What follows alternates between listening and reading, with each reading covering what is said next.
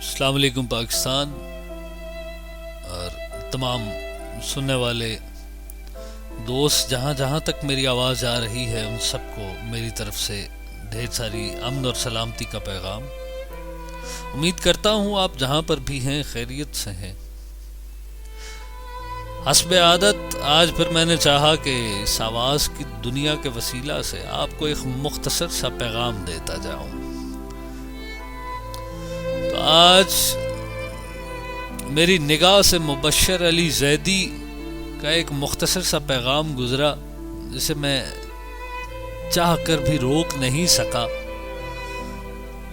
ان کا عنوان ہوتا ہے جناب 100 لفظ ایک کہانی، اور اس میں انہوں نے جو اس بار کہانی جو ان کی میری نگاہ سے گزری ہے اس کا عنوان ہے قبرستان، جو ایک بوڑھے کی گفتگو ہے۔ تو آغاز کچھ اس طرح سے ہو رہا ہے۔ اس قبرستان میں سعادت حسن منٹو کی 11 قبریں ہیں۔ اس بوڑھے نے انکشاف کیا، میں باچار سا رہ گیا۔